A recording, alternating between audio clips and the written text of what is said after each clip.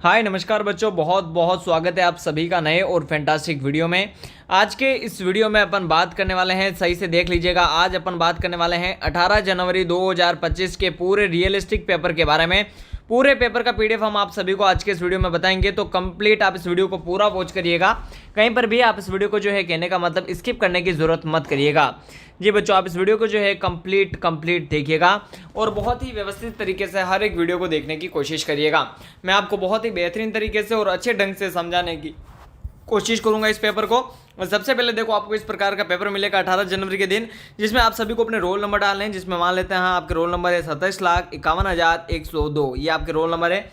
मान लेते हैं आपका नाम है साथियों, कोई भी आपका जो एक नाम है, मैं देख लेता हूँ। मान लेते हैं आपका नाम है राकेश पुरोहित। आपका नाम मैंने लिख दिया राकेश पुरोहित। इस जगह पर मेरे प्यारे बच्चों आपका नाम लिखना है राकेश पुरोहित। आपके हस्ताक्षर, जैसे राकेश ने ये हस्ताक्षर कर दिए, ये राकेश के हस्ताक्षर है, ठीक है। अधिकतम आपके 100 नंबर होंगे। समय आप सभी के 2 घंटे रहने वाला है। परीक्षार्थी के सामान्य निर्देश बिल्कुल यहाँ पर दिए गए हैं। चलिए अपन इसको स्टार्ट करते हैं। सबसे पहला है खंड 1 मानसिक योग्यता परीक्षण। सबसे पहला क्या है? खंड 1 मानसिक योग्यता परीक्षण। अपने इस खंड के बारे में बात करेंगे। बहुत ही शानदार पेपर है। सबसे पहले देखो, ये प्रश्न चित्र है। यहाँ पर ये प्रश्न दिया गया है और ये 4 उत्तर चित्र दिए गए हैं। अब उत्तर चित्र में क्या पूछा गया है, सबसे पहले साथियों यहाँ पर देख लीजिएगा। उत्तर चित्रों में से प्रश्न चित्र के समरूप चित्र को चुने और अपने उत्तर को दर्शाने के लिए OMR शीट पर उत्तर लिखे।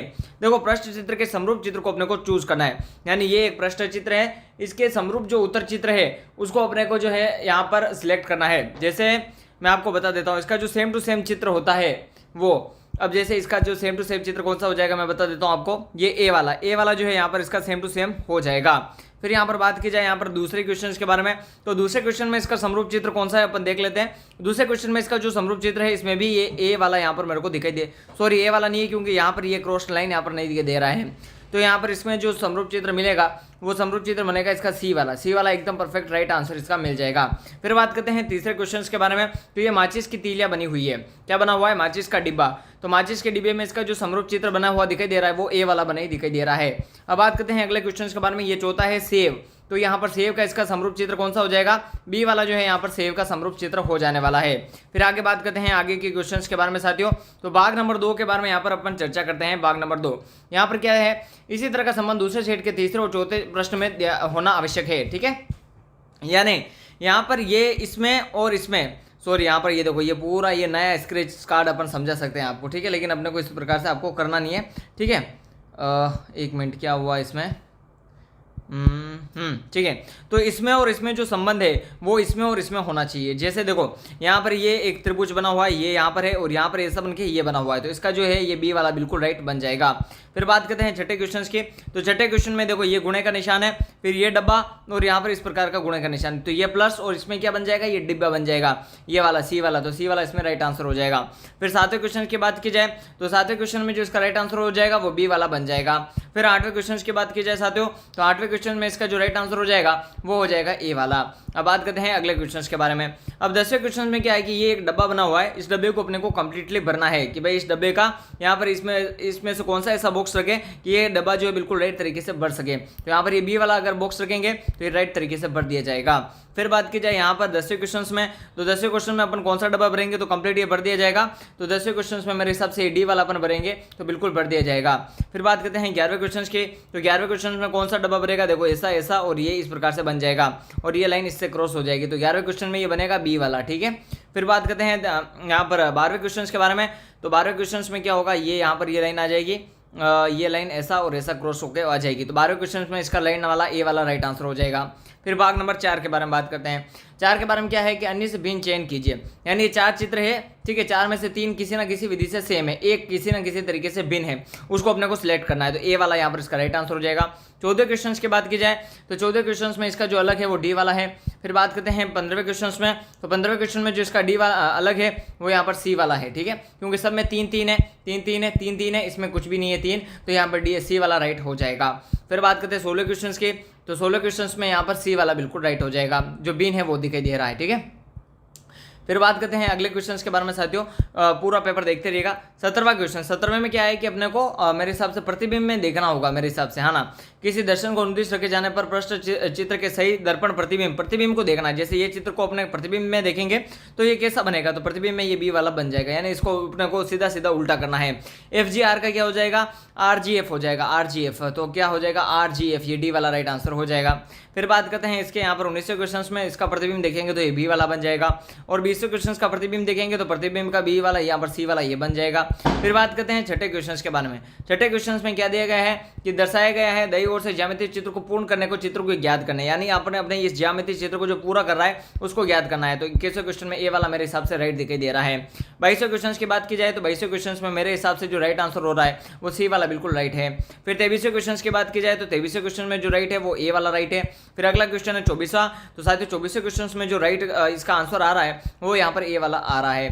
फिर भाग नंबर 7 के बारे में अपन अगर बात वार्तालाप यानी चर्चा करते हैं तो इसमें क्या है कि छिपी सम्मिलित, यानी ये जो प्रश्न चित्र है ये चारों में से कौन सा उत्तर चित्र में सम्मिलित है वो अपने को छिपी जो चित्र है वो उसको अपने को मिलाना है। तो यहाँ पर ये जो किसमें छिपा हुआ है, मेरे हिसाब से ये बी वाले में छिपा हुआ है। फिर 26वें क्वेश्चन की बात की जाए तो 26वें क्वेश्चन में ये जो यहाँ पर छिपा हुआ है वो छिपा हुआ है यहाँ इसमें बी वाले में, ठीक है। फिर बात करते हैं अगला क्वेश्चन 27वां क्वेश्चन। तो 27वां क्वेश्चन जिसमें छिपा हुआ है वो उसका राइट आंसर हो जाएगा ए जो है परफेक्ट रूप से हो जाने वाला है। फिर 28वें क्वेश्चन की बात की जाए तो 28वें क्वेश्चन में इसमें जो छिपेगा वो सी डी वाला बन जाएगा। फिर अगला क्वेश्चन देखिएगा, यहाँ पर अपने को ये कागज का टुकड़ा है इसको खोल के अपने को राइट आंसर इसमें लिखने होंगे, ठीक है। फिर 9वां क्वेश्चन देखिएगा। 9वें क्वेश्चन में क्या है कि समझिएगा, प्रश्न संख्या 33 से 36 भाई और 3 प्रश्न चित्र दर्शाए गए हैं, चौथे चित्र के लिए स्थान छोड़ा गया है। प्रश्न चित्र श्रेणी क्रम में है, श्रेणी क्रम को पूरा करने के लिए दई ऊपर चित्रों में से एक चित्र को चयन करें जिसमें प्रश्न चित्र के खाली स्थान पर प्रतिस्थापित किया जा सके, यानी ये 3 चित्रों किसी न किसी विधि से सेम है। तो यहाँ पर चौथे में क्या होगा, ये ब्लैक इधर बनेगा तो ए वाला इसमें राइट हो जाएगा। फिर यहाँ पर 34वें क्वेश्चन की बात की जाए तो 34वें क्वेश्चन में मेरे हिसाब से बी वाला हो जाएगा, क्योंकि यहाँ पर इतना आधा हुआ, फिर ये इतना आधा हुआ, फिर इतना आधा हुआ और इसमें पूरा इस तरीके से आधा बन जाएगा। फिर बात करते हैं 35वें क्वेश्चन में, तो पहले ये लाइन हुआ, फिर डबल लाइन आई, ठीक है, फिर इतनी सारी लाइन आई, फिर ये ए वाला हो जाएगा, बहुत सारी लाइनें आ जाएगी। फिर उसके बाद 36वें क्वेश्चन की बात की जाए तो ABC आया, BAC आया, BCA आया, तो ACB आ जाएगा, ACB CAB आ जाएगा, है ना, सी वाला ये राइट आंसर हो जाएगा, ठीक है ना, ये हो जाएगा। फिर 10वें क्वेश्चन की बात की जाए तो ये सारों को जोड़ के क्या बनेगा, यहाँ पर ए वाला बन जाएगा। 38वें क्वेश्चन में ये सबको जोड़ के क्या बन जाएगा, ये बी वाला बन जाएगा। 39वें क्वेश्चन में ये सबको जोड़ के क्या बन जाएगा, यहाँ पर ये सी वाला बन जाएगा। फिर यहाँ पर 40वें क्वेश्चन में ये सबको जोड़ के क्या बन जाएगा, बी वाला बन जाएगा। फिर यहाँ पर अंकगणित परीक्षण के बारे में बात करते हैं। 15, 25 और 24 का एलसीएम ज्ञात कीजिए। एलसीएम यानी लसअप अपने को ज्ञात करना है। अब अपन अंकगणित परीक्षण के बारे में बात कर रहे हैं, भाग नंबर 2 के बारे में ध्यान रखिएगा, ठीक है, भाग नंबर 2 के बारे में, ठीक है।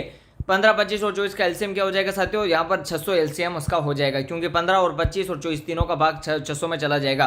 कोई धन हर वर्ष 2 गुना हो जाता है तो उसे 8 गुना होने में 8 वर्ष लगेगा, ठीक है, ये बात हो गई। हर वर्ष 2 गुना हो जाता है तो उसे 8 गुना होने में 4 वर्ष लगेंगे, सॉरी 4 × 2, 4 और 4 दूना 8, तो इसका राइट आंसर ये हो जाएगा 4 वर्ष।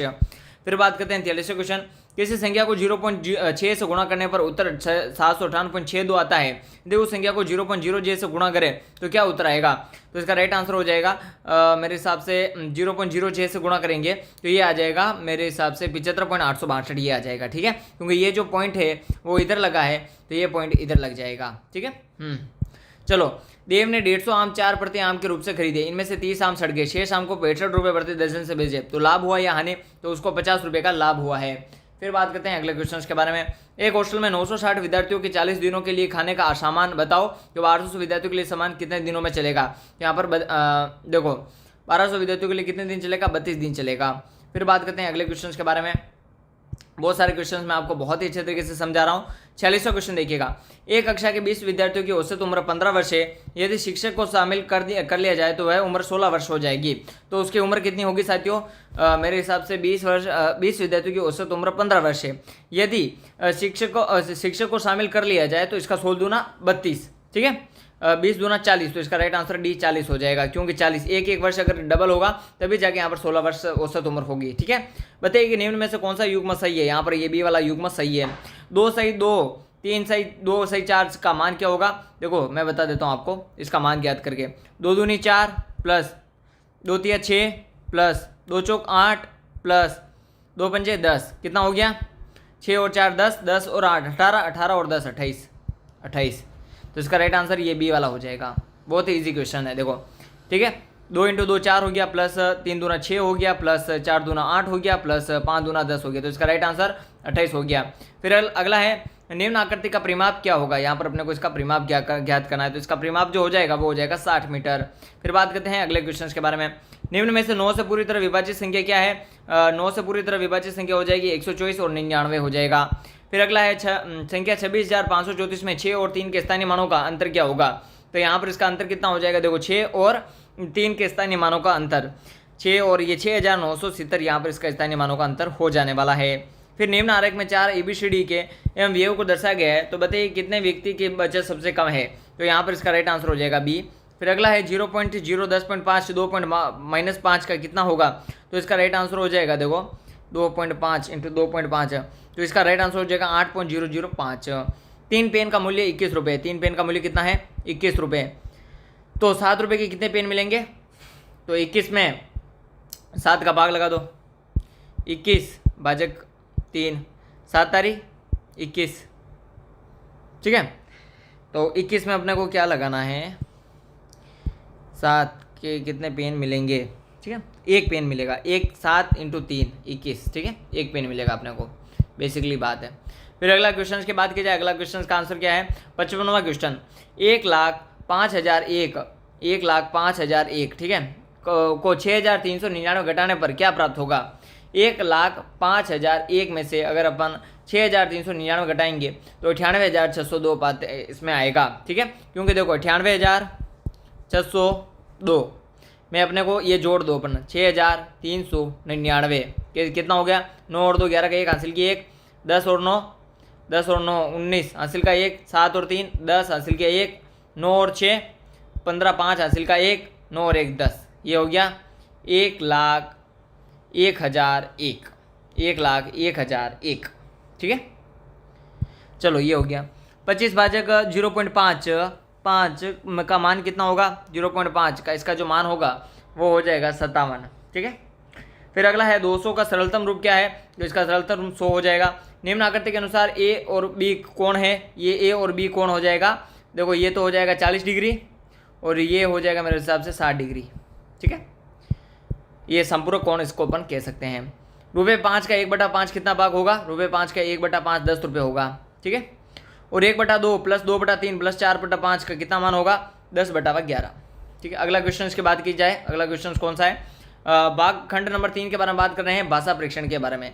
चलो सबसे पहला अनुच्छेद नंबर 1, नेमिनाजी के मंदिर के पास ही प्रथम तीर्थकार आदिनाथजी का मंदिर है। इसमें तेजपाल और वस्तुपाल नामक 2 भाइयों ने सन 1230 में बनाया था। दिलवाड़े में कई जैन मंदिर है, इनमें से 2 मुख्य नेमिनाथ जी का तथा दूसरा आदिनाथ जी का है। नेमिनाथ जी का विशाल चबूतरे पर बना हुआ है मंदिर बाहर से देखते पर उतना सुंदर नहीं लगा, परंतु अंदर जाकर हम चकित रह गए। मंदिर के वातावरण में अपूर्व शांति थी, भगवान नेमिनाथ जी की मूर्ति जगमगा रही थी। पहला क्वेश्चन, नेमिनाथ जी और आदिनाथ जी के मंदिर किस स्थान पर है, दिलवाड़ा में, ठीक है। अगला क्वेश्चन, आदिनाथ जी के मंदिर से निर्माण किस सन में हुआ, 1203 में। देख लो, अपन देख लेते हैं फिर से, 1230 में, 1203 रॉन्ग, 1203 में नहीं साथियों, 1230 में, ठीक है। और अगले क्वेश्चन की बात की जाए अपन, तो अगला क्वेश्चन क्या है देख लेते हैं। मंदिर के वातावरण में क्या थी, अपूर्व शांति। क्या थी साथियों, अपूर्व शांति, ठीक है। मंदिर बनाने वाले 2 भाइयों के नाम क्या है, 2 भाइयों का में से एक का नाम क्या है, तेजपाल। और मंदिर में भगवान की मूर्ति क्या जगमगा रही थी, मंदिर में भगवान जी की मूर्ति जगमगा रही थी, शिव जी, हनुमान जी, नेमिनाथ जी। इसमें ये राइट आंसर हो जाएगा। फिर अगला क्वेश्चन देखिएगा, एक विद्यार्थी को अपन पढ़ लेते हैं इसको। एक विद्यार्थी को एक किसान तथा एक व्यापारी के सामान होना चाहिए। किसान अपने कार्य के प्रति हर समय चिंतित रहता है तथा व्यापारी अपने व्यवसाय के लिए हमेशा सजग रहता है। उसी प्रकार विद्यार्थी को भी अपने कार्य में प्रति हमेशा तत्पर होना चाहिए। किसान तथा व्यापारी को हर समय सोते जागते, खाते पीते, चलते फिरते अपने काम की चिंता बनी रहती है, कभी भूलता नहीं है, ठीक है।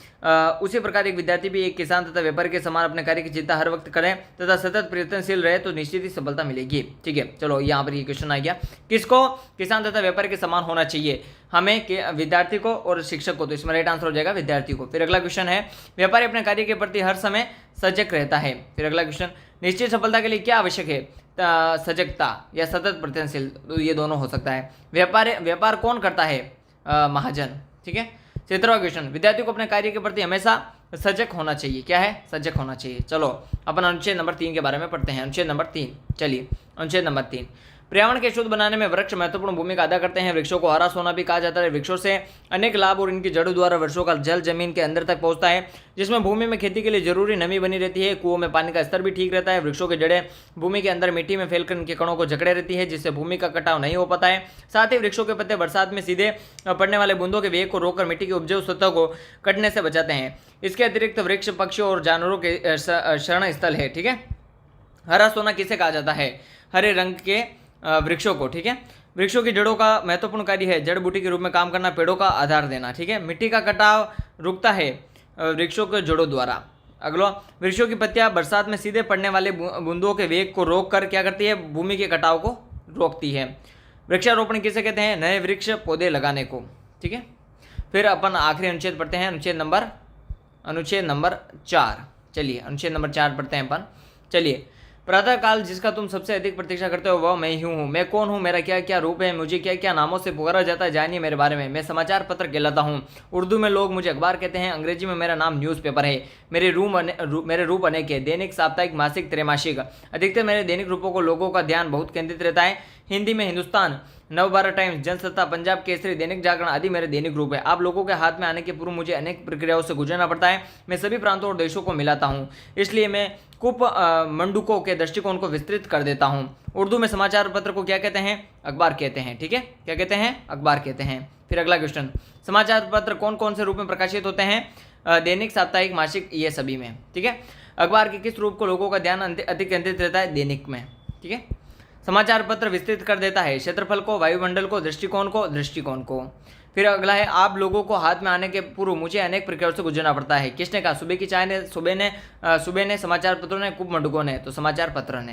तो यहाँ पर ये थे आपके 80 क्वेश्चन साथियों। साथ ही यहाँ पर इसका पूरा का पूरा आप पीडीएफ भी यहाँ पर आप देख सकते हो। संपूर्ण रूप से मैंने जबरदस्त रूप से आपको पीडीएफ भी बता दिया है और बहुत ही शानदार ये पेपर है जो कि आपके 18 जनवरी को देखने के लिए मिलेगा। अब अगर आपको इस पूरे पेपर का संपूर्ण पीडीएफ डाउनलोड करना है तो आप गूगल पे स्टडी विलेज सर्च कर ले।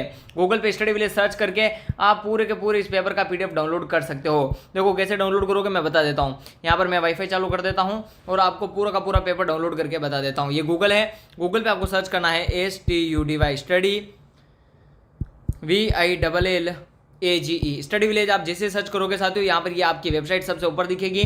स्टडी विलेज पे आपको क्लिक करना है, इस वेबसाइट पे। ठीक है, जैसा कि मैंने यहाँ पर वेबसाइट पे क्लिक किया, वेबसाइट पे क्लिक करते ही आप पूरी की पूरी वेबसाइट पे आप एंटर कर जाओगे स्टडी विलेज पे और पूरी वेबसाइट से संपूर्ण नवोदय विद्यालय का पूरा डिटेल, पूरे पेपर्स यहाँ से आप डाउनलोड कर सकते हो। जैसा कि यहाँ पर लिखा हुआ है नवोदय 18 जनवरी, Navodaya 6 entrance exam 2025 model paper. इस पर आप जैसे क्लिक करोगे यहाँ पर एड आएगा, एड को स्किप करोगे और पूरे के पूरे नवोदय विद्यालय के सारे पेपर्स, सारी जानकारी, पूरी एंट्रेंस एग्जाम का पूरा डिटेल यहाँ से आप डाउनलोड कर सकते हो, देख सकते हो। वीडियो पसंद आया तो वीडियो को लाइक ठोके, चैनल पर नए तो चैनल को सब्सक्राइब करें, गूगल पे सर्च करें स्टडी विलेज और तुरंत जाके नवोदय विद्यालय का पेपर का पीडीएफ डाउनलोड करें।